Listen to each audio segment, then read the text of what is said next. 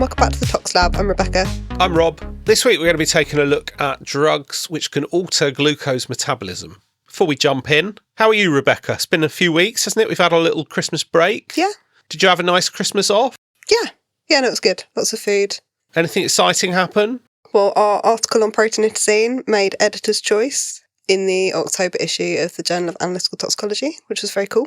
It was really exciting, wasn't it? And it's now been made open access, so everyone can enjoy it. So if you haven't, it's quite science heavy, but do go and have a read. And if you would rather not read and listen, we did cover it on episode 37 of the podcast. It's a good memory that you know the number. It's quite sad, actually, that I know the number. So going back to Christmas, other than that, you had a nice time, lots of Christmas excesses. I wasn't too bad this year. I feel like I had a decent level of self-control over the chocolates, but... Other than making a massive Christmas dinner, I think I was pretty reserved, actually, which makes a change for me. But it is a time of year, isn't it, where seasonal excess can lead to a bit of metabolic stress, right? A little bit of altered glucose metabolism. Mm-hmm. And this week, we're going to be looking at glucose biology and how drugs can interact with that. And really ask the question, as toxicologists, are we getting the full picture? Do we need to be thinking a little bit like biochemists as well? Before we dive into today's episode, if you want to stay up to date with our content, you can find us on Instagram at _tox_lab. We also have a LinkedIn page. And for those of you who don't use social media but still want to get in touch with episode suggestions or comments about our episodes, you can email us at thetoxlab@gmail.com. So let's start out looking at an anti-diabetic drug because, as we know, diabetes, a disorder of glucose metabolism, anti-diabetic drugs that help by altering those glucose pathways. And we're going to be looking first at metformin, which is one of the most widely prescribed anti-diabetic drugs. So this first case covers a 70-year-old male with type 2 diabetes who had been admitted to hospital for a prosthetic joint infection. He had been experiencing vomiting, painful urination and shortness of breath, and subsequently developed respiratory failure which required manual ventilation, and he passed away a few weeks after his admission. An autopsy 5 days after his death showed multivisceral congestion and pulmonary edema, and there was blackish liquid found in the oral cavity, nasal cavity, and the urine was also dark in colour. The only other findings of note were a steatotic liver and the presence of a thyroid cyst.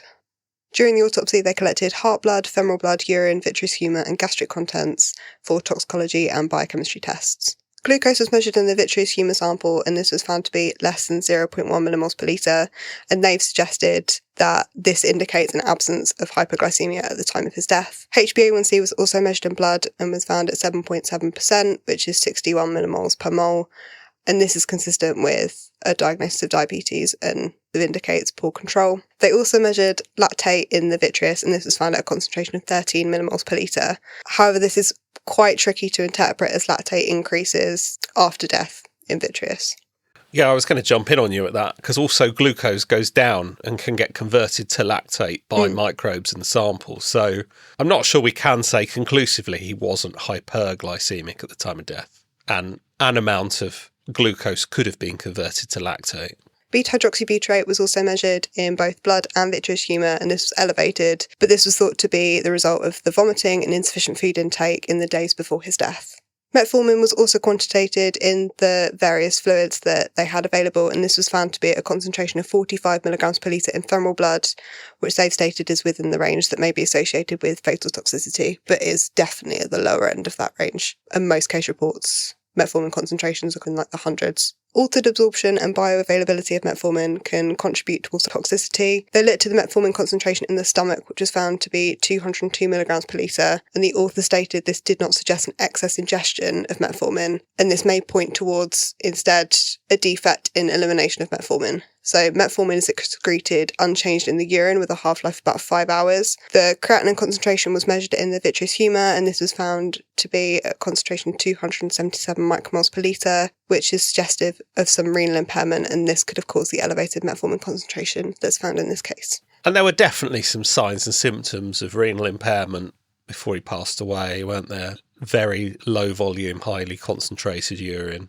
It's a tricky case, isn't it? Because he was actually in hospital for a while, probably hasn't taken a massive overdose of metformin, but yet concentration on death was quite high. But as you say, not at the sort of very high end that you do sometimes see with deliberate metformin overdoses. Plus, you've got this renal function decrease, which could well be leading to increases in metformin concentration. So what's the mechanism then of how metformin is toxic? What do we think's actually happened here? So metformin is generally quite a safe drug, but one major side effect is lactic acidosis, and this is considered the most serious complication. It's quite a rare complication. It occurs in approximately 2 to 9 cases per 100,000, and the mechanism of this isn't completely understood, but it's likely linked to the inhibition of gluconeogenesis. So metformin, I don't think we entirely understand how it works, do we? But there are some proposed mechanisms, and it's believed that it interferes with hepatic mitochondrial function, leading to hepatocytes, liver cells, essentially believing there is less energy available than there is, and therefore shunting its focus away from gluconeogenesis, so the formation of glucose from non-glucose substrates, amino acids, fatty acids. And that's the proposed mechanism for why it causes people to have lower blood glucoses. But I think it's also believed that this shift, metabolic shift, can lead to, in some cases, to an upregulation of anaerobic metabolism and therefore production of lactate. So all in all, I think this is a really interesting case, isn't it? You need to consider the biochemistry, you need to consider the renal function, you then need to consider how that could have had an impact on the blood concentrations of metformin. I don't think we can rule out an overdose entirely on a basis of a stomach contents measurement. No. That feels a little bit of a stretch, but I can appreciate that perhaps this doesn't support a very obvious huge overdose at the time of death. And so if we'd have just looked at the blood concentration in isolation and not considered the other wider biochemistry, would we be jumping to the wrong conclusions here? So this next case looks at a 34-year-old female who went to her doctor wanting help losing weight. She had a history of type 1 diabetes, dyslipidemia and morbid obesity, and she was diagnosed with type 1 diabetes 10 years previously after developing DKA. She had been using an insulin pump for about 2 years but frequently skipped mealtime insulin boluses, which resulted in poor diabetes control, and as a result her HbA1c was 9.2% or approximately 77 millimoles per mole. She did not have a history of diabetic retinopathy, neuropathy or nephropathy and had not experienced an episode of DKA since the first episode when she was diagnosed. Her prescribed meds included insulin and rosuvastatin, and she was prescribed 75 milligrams of diethyl propion daily for her weight loss, and she'd also enrolled in Zumba classes as well. 10 days after starting diethyl propion, she developed nausea, vomiting and severe cramping periumbilical abdominal pain. So this is pain around the belly button. She did a point-of-care blood glucose measurement which showed severe hypoglycemia, and despite changing the site of her insulin pump and giving herself several boluses of insulin and an injection of short-acting insulin, this raised glucose persisted. And diethyl propion is an interesting drug, actually. It's also known as amphetamine, and it's actually a prodrug for the cathinone, F-cathinone, which was a class of drugs. We've talked about cathinones before that saw a rise in use as recreational drugs. But it's not licensed in the EU, but is sometimes prescribed around the world as a weight loss drug. It's an amphetamine analogue, essentially, and leads to weight loss by appetite suppression. So she then presented to hospital with a BP of 127/72, a pulse of 109 beats per minute, a respiratory rate of 16 and an O2 sat of 98% on room air. Physical exam showed dry oral mucosa and she was tended to palpation in the periumbilical area. Blood test revealed a plasma glucose of 40 millimoles per litre, a pH of 7.32, a bicarb of 16 millimoles per litre and an anion gap of 19 millimoles per litre. And urine dipstick was also positive for ketones. So classic diabetic ketoacidosis picture. They did also do a chest x-ray and a CT of the abdomen, but this didn't reveal any acute pathology. After being treated for her DKA, she was then transitioned back to her insulin pump and she discontinued the diethyl propion. So what was the mechanism here then? What actually went wrong? So amphetamine-like compounds promote the release of noradrenaline, which then suppresses appetite and leads to weight loss through activation of beta-2 adrenergic receptors in the hypothalamus. Noradrenaline can also stimulate fat breakdown by activating beta-3 adrenergic receptors on fat cells, triggering lipolysis and the release of fatty acids. And these non-esterified fatty acids undergo beta-oxidation to form substrates for ketone production, and this increases beta-hydroxybutyrate levels. The reduced insulin as a complication of type 1 diabetes further amplifies this process by enhancing ketone production and reducing ketone clearance. And it's that general counter-regulatory response we talk about in biochemistry circles, isn't it? In health, when your blood glucose goes down, your body responds by increasing lipolysis, increasing gluconeogenesis. And that's exactly what we're seeing here, except in the context of already existing hyperglycemia. And as you say, the lack of insulin just contributes further to that fatty acid production. You can get that diabetic ketoacidosis picture. There was another paper that caught my eye this week in a similar vein, although it's a very, very different study, looking at the prevalence of diabetic ketoacidosis in amphetamine users. So many drugs are known to precipitate diabetic ketoacidosis, including methadone, cocaine, beta blockers, thiazide diuretics, second-generation antipsychotics such as olanzapine and clozapine, corticosteroids, calcineurin inhibitors, and protease inhibitors. And the authors of this paper wanted to see whether methamphetamine also increased the risk of diabetic ketoacidosis.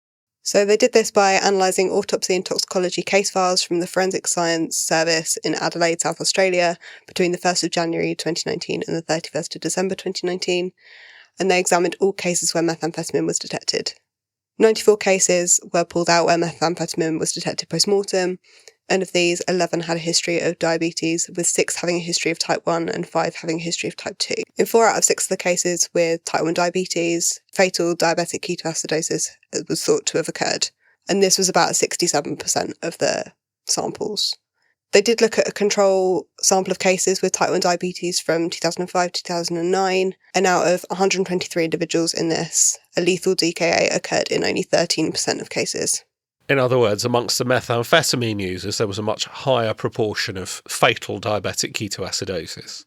The age range of these cases was between 30 and 54, with a male to female ratio of 1:1. In the 4 DKA cases, there was an average vitreous glucose concentration of 57.4 millimoles per litre and a beta-hydroxybutyrate concentration averaging 11.2 millimoles per litre. Methamphetamine concentrations in these cases range from 0.02 milligrams per litre to 0.48 milligrams per litre, and other non-contributory toxicology findings included alcohol in one case, citalopram in one case, and paliperidone in one case. So it does seem to be that amphetamine and amphetamine-like drugs can precipitate diabetic ketoacidosis in diabetics. And there's a lot to unpack here, isn't there? Firstly, the use of amphetamine-like drugs can sometimes still be used as weight loss aids. And amongst diabetic individuals, possibly there's going to be a bit of an overrepresentation of obesity and therefore perhaps overrepresentation of people seeking out these drugs. Less common probably with type 1 diabetes, actually.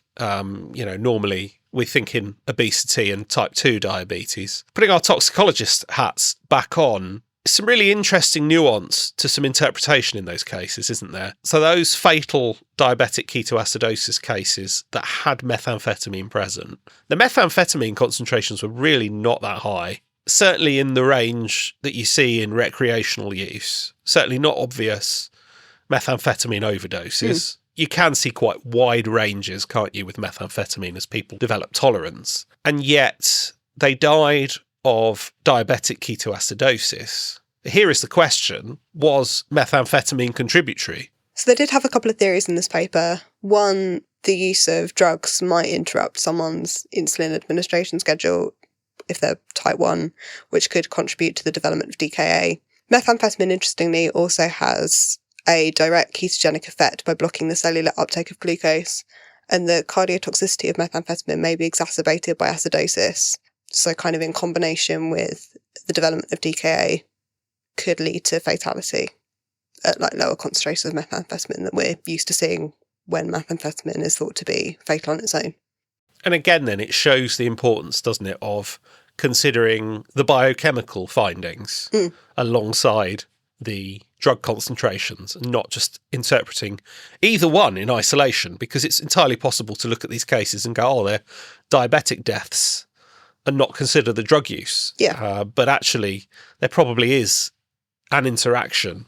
So we've looked at metformin. We've looked at what is almost the polar opposite in terms of amphetamines. Why don't we go back to looking at some other diabetic drugs? So a man in his early 60s called his primary care doctor concerned after he had 4 positive urine ethanol tests from the city probation office, despite not drinking for 10 months. He submitted a urine sample to his primary care doctor, and this was tested and showed no urine ethanol or ethyl glucuronide, which is the metabolite. He did have glucose present in the urine, and this was a result of his empagliflozin therapy, which is an SGLT2 inhibitor, and this had been prescribed 5 months earlier for his diabetes. There was no elevated nitrate or leukocyte esterase levels, and urine cultures showed less than 50,000 colony-forming units per mil. After a call to the probation office, it was discovered that urine samples were sent once a day to an external lab, and these were not refrigerated. The sample that was taken in primary care was then removed from the fridge and tested for ethanol 24 hours later after being sat at room temp, and then it tested positive. The cause of this was likely microbial fermentation of the glucose in the urine into ethanol, and this is a really important complication of SGLT2 inhibitor therapy that should be considered, as this class of drugs causes glycosuria and increases the presence of microbes in the urinary tract. Yeah, this was a really short and sweet letter to the editor, wasn't it, in a journal, but it really caught my eye. So this class of drug, they help diabetes by lowering the renal glucose threshold. And so people excrete glucose in their urine when they wouldn't normally, and it, as a result, lowers your blood glucose. As a knock-on effect, urine then contains an awful lot of glucose. How is alcohol made? Alcohol's made through fermentation, usually through yeast, but actually bacteria can ferment glucose to alcohol too. And so in this case, we believe the high glucose concentration was leading to this false generation of alcohol. But I wanted to look at this case a little bit because it wasn't a false positive analytically. No. There was genuinely ethanol in these samples. The thing that went wrong in these cases was the interpretation. And again, it shows how you need to consider the biochemistry in order to actually then interpret the toxicology. We do see cases like this from time to time, don't we, with very, very high urine glucoses leading to false positive ethanols. And you can sometimes get a clue, actually, if you're analysing these, because they fizz when you take the lid off. Interesting. Which, yeah, it sounds a little bit bonkers, but because the fermentation's actually happened within that vessel, the vessel becomes pressurised. If you're ever analysing a urine sample and it fizzes when you take the lid off, consider that as a possibility. I think these are all really interesting papers, aren't they? Looking at the interactions between toxicology and biochemistry. And I appreciate I'm quite privileged because I've got a biochemistry background and I can kind of sit between the two. Is there enough biochemistry teaching in toxicology and vice versa? Or to put it another way, could you have interpreted these cases correctly having only viewed it through one lens? I think you need both sides to fully understand what's going on in all of these cases. I don't know, as a biochemist, I don't know how much biochemistry in general toxicologists get taught in these sorts of contexts and whether that knowledge is there. We are really privileged with our background and where we sit with these. That means that we can kind of appreciate both sides of it. I guess the next logical question from that is, where does toxicology end and biochemistry begin? I think it's just a very blurry, messy line, isn't it? Definitely. Yeah, I think definitely a little bit to take home there, isn't there, in terms of considering the biochemistry of a case. Obviously, not all drugs alter biochemistry in this way, but for some that do, there is potentially an area of consideration that needs to be made. I think also with the urine ethanol case, it highlights the importance of pre-analytical variables and how storage conditions can really have an impact on the results that you get. And knowing what's happening to your sample before you get it is really important to kind of lead you down whether certain artifacts could be happening that could alter the interpretation of your case. Yeah, that's a good point, because it wasn't just he was on this anti-diabetic drug, it was also that the samples were being stored at room temperature and there was a bit of a delay before analysis. And so it was classic many holes in the cheese all lining up, wasn't it? Yeah. But, let's not ignore the potential implications here. This was a probation case. There could have been significant impact on livelihood and future and so on as a result of this error, essentially, at least in terms of interpretation. Yeah, and especially as it had happened 4 times in a row, if you're looking at that he's had 4 positive urine ethanols, you might think that he had been drinking, and that can have some really serious consequences down the line. Well, that's the crucial thing, isn't it? As I say, the lab wasn't wrong. It's just the interpretation. You couldn't take it to mean he had been consuming alcohol. So I guess one big final question then. If a drug never reaches a toxic level, but it kills someone by disturbing metabolism, is that a toxicology problem or a biochemistry problem? Ooh, both? I hope you've enjoyed listening to us this week. It's great to be back after our Christmas break. If you're new here, you've just joined us in the last few weeks, or you've been with us the whole time, thank you very much for tuning in and listening. We do really appreciate it. Hope you all have an amazing first week of 2026, and we'll see you next time. Bye!